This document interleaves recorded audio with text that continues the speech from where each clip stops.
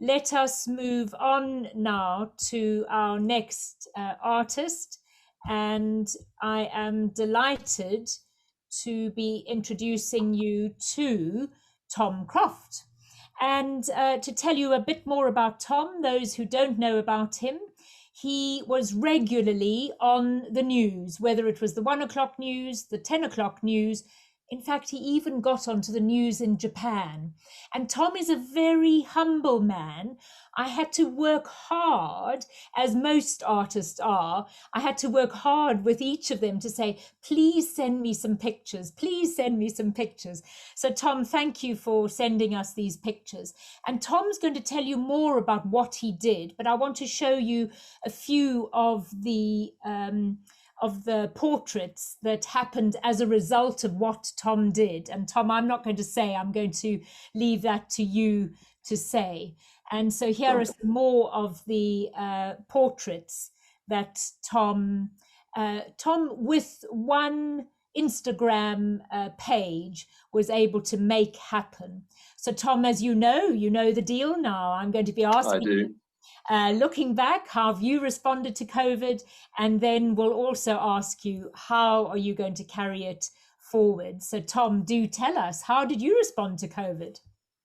Thanks so much, Diane. Well, I suppose, if I'm being honest, that my initial response to the whole COVID crisis, certainly from a kind of artistic point of view, was to kind of grind to a halt, really, to completely freeze and to struggle to find that creative headspace that you need to create. And I know, having spoken to a lot of artists subsequently, lots were feeling like that. It was a very challenging time, quite polarizing. Some people felt super motivated and creative, others, like me, kind of ground to a halt. So I thought about what I do and the fact that I'm a portrait painter. And I thought, well, the one thing I can do is I could document somebody and I could celebrate them. So I took to social media, to Instagram in particular, and I thought, I'm going to offer a free portrait to an NHS key worker, just as a means of saying thank you. It was lovely to go out and clap on Thursday nights, but that felt more for me than for them. So I wanted to do something a little bit more personal that kind of said, I see you, I thank you for what you do, and it's extraordinary what you're going through. And from a historical point of view, to kind of document that. So Diane, I think you've got a picture, a rather ugly picture of my mug talking on social media, offering a free portrait to the first NHS key worker to contact me. I then suggested that, there we go on the left, and I then suggested that other artists out there might like to offer too, and if they were to paint a free portrait for an NHS worker, perhaps they could post it under the hashtag to collate all these images together, portraits for NHS Tom, heroes. So Tom, I called it that. Yeah. Tom, can you say that again? Yes. Your Wi-Fi was slightly wobbly and we want to hear that. So just go back to what you asked the other artists to do. Sure. So I asked other artists who wanted to take part to post their paintings online on Instagram under the hashtag portraits for NHS heroes. So it was a way of collating all these paintings. So if you go onto Instagram now and have a look under that hashtag, you'll see unbelievably thousands of portraits that were then produced. So the portrait you're looking at here is the nurse who contacted me, called Harriet Durkin. She works in Manchester Royal Infirmary as an A&E nurse, and she had just contracted COVID. She was recovering at home, and she was about to go back into the front line to do her first shift in COVID times, wearing this PPE gear.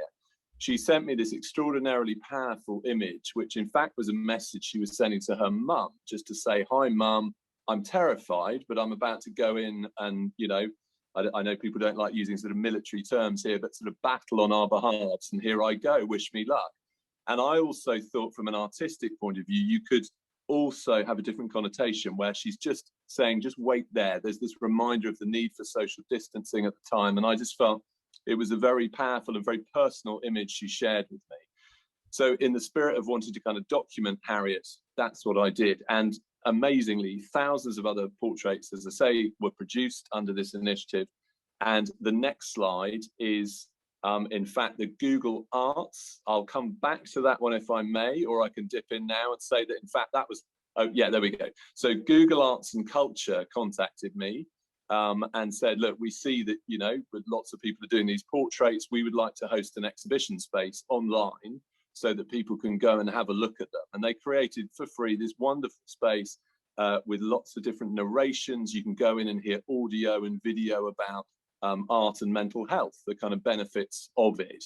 And you can read what it was like for the NHS workers at this absolutely horrific time and see how artists react. So it's a beautiful space. The next thing to happen was, let's talk about this picture. So this is Harriet. I said I wanted to kind of raise the status and profile of an NHS worker, and I got her onto the big screen at Piccadilly Circus. So that was enormous fun for me, but also kind of had a serious message that, you know, we respect you, we thank you, we need to do more for you, but this is all I can offer as an artist. So it was something. But then Bloomsbury contacted me, the publishers, and they said they'd like to create a fine art book, a kind of beautiful coffee table book of 300 of the portraits. And I'm really proud to say that all royalties go to NHS charities together. So it is a permanent physical record of some of these portraits, but it's also a means of kind of raising some money for the NHS. So it's a lovely thing, and it is still available. So please support your local independent bookstore, try and buy a copy there, or, you know, the big gargantuan online booksellers will sell you one too. So please, if you can, support this. So I guess, I don't know how I'm doing for time, Diane, but I'm going to say that at the beginning there, from that kind of initial stasis and kind of not knowing what to do, I found my kind of purpose again, if you like, in what I do through this initiative. Tom, this is so amazing. And actually, do you know what's so lovely, Tom, is it gives those of us who are not artists, but we could go and get that book or give that book as a gift. And so just wonderful. And it all came from that one Instagram post. Quite incredible, Tom. So would love to know, Tom, so how has your life changed, and what or how are you going to carry this forward? Well, in terms of carrying this forward, my sort of initial goal when I said, look, will people take part, and let's, if we get enough people, we could have this big physical exhibition so that we can all say thank you to the NHS. And so that is still my ambition. It was lovely to have this Google online exhibition, which again, I encourage you all to go and have a look at if you haven't already. But I'm in talks with the V&A and the Mal galleries, and it looks like we should get a really good physical exhibition of these paintings. So I'm really thrilled and excited that something, you know, a small thing in the grand scheme of things, but something positive that gives them a chance to be elevated, I think is so important. So that's one thing. Another thing, I suppose, is from my own kind of take home, if you like, is what social media actually can do. Because I had a really dim view of it and sort of thought, well, it's a pretty vile space and it's full of trolls, and if it's not that, it's people kind of, you know, banally posting their latest bowel movement, expecting people to take an interest. So I never understood it after my daughter explained that actually Instagram is moderated to be a slightly nicer space, and actually if you're an artist, it's entirely kind of image based. So you can put up your latest work or a progress shot of your latest work, and you reach immediately, potentially, a global audience. And I just think if you, for somebody in my generation, I can remember when I came out of art college, taking an advert out in the Oxford Times, bless the Oxford Times, and it was so small because I couldn't afford a big one. It was, you know, tiny font letters you could barely read, and it said, Tom Croft, portrait painter, based in Jericho.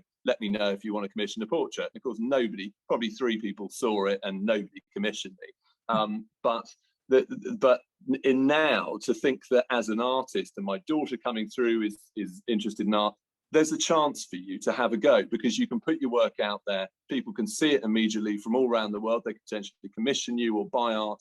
So I've had a kind of change of view on social media, the positive side of social media with art, and also, of course, as a means of connecting communities. I now speak to artists I wouldn't have spoken to otherwise, and I've had the privilege of talking directly to NHS workers who tell me how they're doing, and we keep in touch through this whole process, and I find out how they're doing in it. So the whole thing has been an entirely life-changing experience for me, and I'm enormously grateful to everybody who took part. So yeah, Diane, that's kind of where I'm at with it.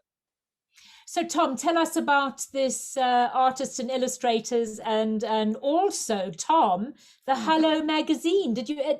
So Tom, you must be pretty cool with your daughters to be able to say not only now you're using Instagram, but you actually have appeared in the Hello magazine as well. So tell us, Tom, about that. And then, so can you tell us just in 2 sentences, and then I'm going to hand over to Esther to see what questions we have from the audience. Well, I can confirm my daughters categorically don't think I'm cool in any way. I'm just deeply embarrassing, as I assume most dads probably are thought of by their daughters. Anyway, it was truly bizarre to appear in things like Hello magazine. I'm just annoyed they didn't show the inside of my house and me kind of reclining next to my easel, but there we go. But no, it was just lovely to get recognition for the NHS workers and through these portraits. So that's obviously the major thing. All the other nonsense is simply that.